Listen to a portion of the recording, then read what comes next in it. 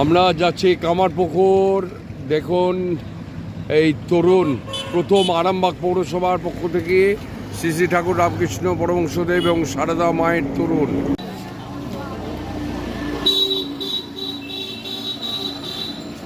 আমরা কামারপুকুর থেকে RM channel দাঁড়িয়ে রয়েছে।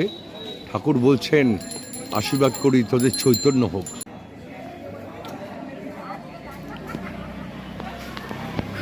কামারপুকুরের গেট।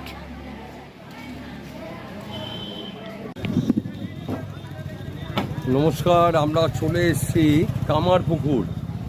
সঙ্গে চলে এসছে সেই অপুদা। ঠিক আছে, কিরাম অপুদা লাগছে? কিরাম? অসাধারণ লাগছে। অপুদাই প্রথম মানে শ্রী শ্রী ঠাকুর রামকৃষ্ণ পরমহংসদেবের বাড়িতে এলেন। আপনাদেরকে ঠাকুরের ঘরও দেখাবো এবং সমস্ত কিছুই আপনাদের কাছে আমরা দেখাবো। ঠাকুর যে যে স্থানে লীলা করেছিলেন সেগুলোও দেখাবো। তবে একটা কথা, এখানে যুগী শিব মন্দির আছে, যেখান থেকে একটি দিব্যজ্যোতি চন্দ্রমণি দেবীর গহ্বরে প্রকাশিত হয়। চন্দ্রমণি দেবী জানতেনও না, তার কিন্তু উদরে রয়েছে স্বয়ং নরনারায়ণ শ্রী শ্রী ঠাকুর রামকৃষ্ণ পরমহংসদেব। এখানকার কেউই জানতো না, পাগলামো করতেন বিশাল। সেই জন্যে তিনি শিবের কাছে গিয়ে প্রার্থনাও করতেন। মা তখনও জানতো না যে উনি হচ্ছেন স্বয়ং নরনারায়ণ, উনি হচ্ছেন অবতার, উনি হলেন রাম আর কৃষ্ণ মিলিত রামকৃষ্ণ। আপনাদেরকে আমাদের অন্তরের শুভেচ্ছা RM চ্যানেলের পক্ষ থেকে। আমি অপুদা খুবই ইন্টারেস্টিং আমাদের চ্যানেলের প্রতি। অপুদা, আপনার আমাদের চ্যানেল সম্পর্কে আপনার কী নাম লাগে? খুব ভালো, প্রতিটা স্পট খুব ভালোভাবে আপনারা দেখান এবং আপনাদের অ্যাঙ্কারিং খুব সুন্দর, খুব ভালো লাগে। Thank you. চলুন এবার দেখিয়ে দিই আপনাদের কাছে যে ঠাকুরের বাড়িটা। এইটি হলো ঠাকুরের বাড়ি, ঠিক আছে। আর এই হলো যুগী শিব মন্দির। আপনাদেরকে দেখাবো যেই শিব মন্দির থেকে কিন্তু একটা জ্যোতি বেরিয়ে চন্দ্রমণি দেবীর প্রকাশিত হয়। আর এই যে আম গাছটি দেখছেন, এই আম গাছটি শ্রী শ্রী ঠাকুর রামকৃষ্ণ পরমহংসদেবের কিন্তু হাতে পোঁতা। এটাই ঠাকুরের ঘর।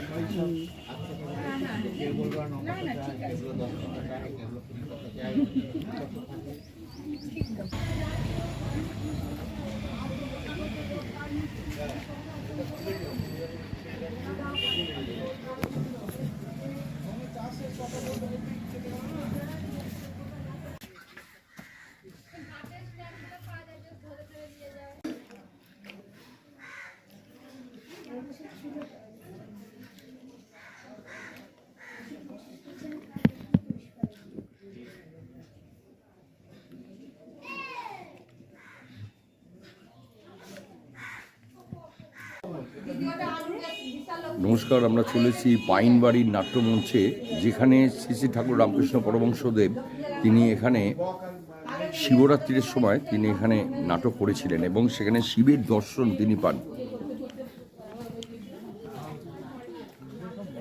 সেই পাইনবাড়ির থেকেই আমরা দেখাচ্ছি। দেখুন, এই হচ্ছে সেই নাট্যমঞ্চ। প্রচুর লোক এখানে এসছেন। নমস্কার, RM চ্যানেলের পক্ষ থেকে আমরা চলে এসেছি পাইন কুঠির, যেখানে 1846 সনে শ্রী শ্রী ঠাকুর রামকৃষ্ণ পরমহংসদেব তৃতীয়বারের জন্যে তিনি ভাব সমাহিত হয়েছিলেন। আমরা সেই পাইন কুঠিরে রয়েছি এবং একটি নাটমঞ্চও রয়েছে, সেটাও দেখাবো আপনাদেরকে। যে নাটমঞ্চে শ্রী শ্রী ঠাকুর রামকৃষ্ণ পরমহংসদেব তিনি নাটক উপস্থাপনা করতে করতে তিনি কিন্তু ভাব সমাহিত হয়েছিলেন। এই সেই পাইন কুঠির। RM চ্যানেলের পক্ষ থেকে নমস্কার। পুরো মেলার মতো চলছে এখানে। এই যে আমার মাইয়া, আর এই যে বোঁদে খাচ্ছে, এই যে সাদা বোঁদেটা খাচ্ছে। এখান ছাড়া সাদা বোঁদে পাওয়া যায় না। আর পুরো মেলার মতো। নে ব্যাগটা নে।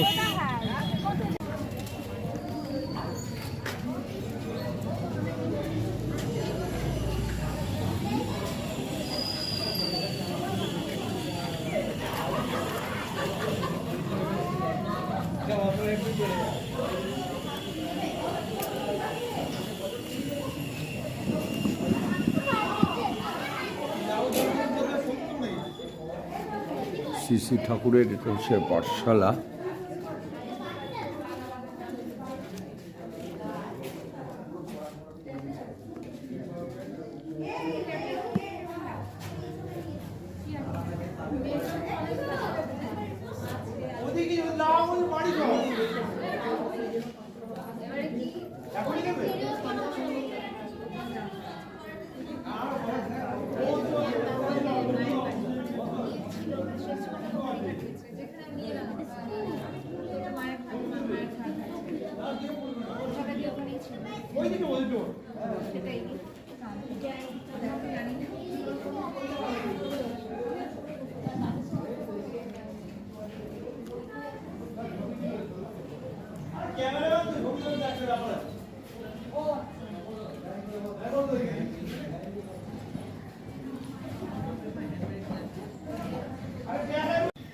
এইটি হচ্ছে পাঠশালা।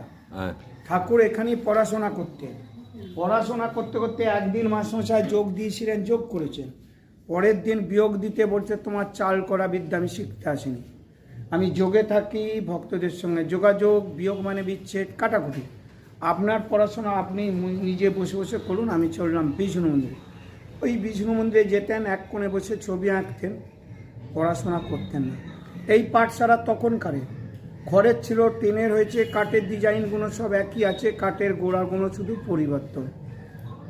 বোঝাতে পারলাম? এটি হচ্ছে বিষ্ণু মন্দির। দেখুন, যেখানে রামকৃষ্ণদেব ঠাকুরের চক্ষু দান করেন।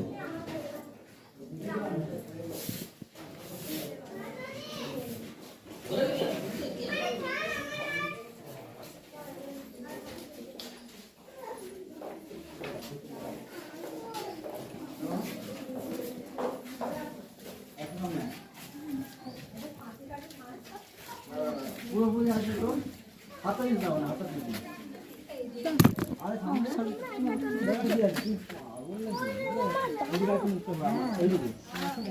দান।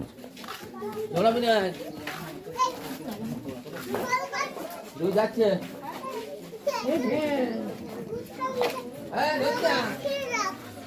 দেখিয়েছি, শুনুন।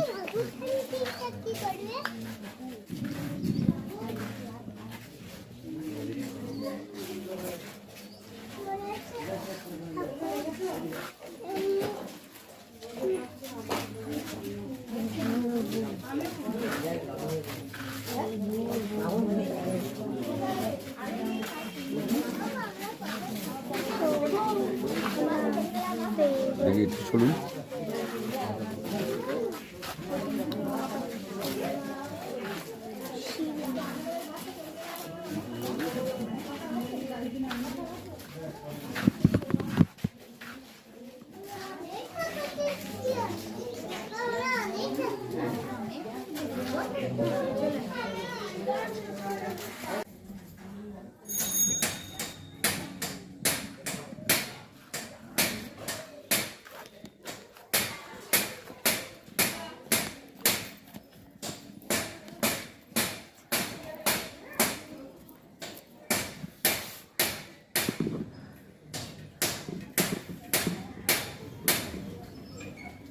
ইনি হলেন সেই গোপেশ্বর শিব, যে শিবের কাছে রামকৃষ্ণদেবের পাগলামোটা কমানোর জন্য প্রার্থনা করেছিলেন। এটা ভিক্ষা মায়ের মন্দির। আচ্ছা ভিক্ষা মা ছিলেন ধনী মাতা, তার ধনী কামান্নি। আচ্ছা ওনার নাম ছিল ধনী কামারের বউ বলে কামান্নি বলা হয়। আচ্ছা। এই ভিক্ষা মা রামকৃষ্ণদেবকে ভিক্ষা দিয়েছিলেন, ওই জন্য পৈতের সময় ভিক্ষা দিয়েছিল বলে ভিক্ষা মা। আর জন্মাবার সময় ইনি প্রথম কোলে তুলে নিয়েছেন বলে এনাকে ধাত্রী মাতা বলা হয়। ধাত্রীমা মাতা অনেকে বলে দাইমা। দাইমা আর ধাত্রীমা দুটো মিনিং আলাদা। দাইমা কাকে বলে? জন্মের সময় যিনি নারী কাটে, কিন্তু ওনার নারী কাটতে হয় না, ওনার নারী মহামায়া কেটে দিয়ে চলে গেছে, অটোমেটিক নারী কাটা।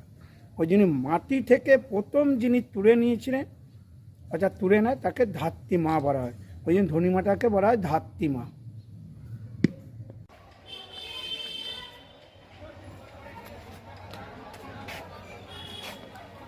মোচা কলা হয়েছে সাধারণ। এই পুকুরে শ্রী শ্রী ঠাকুর রামকৃষ্ণ পরমহংসদেব তিনি স্নান করতেন। এটি হালদার পুকুর।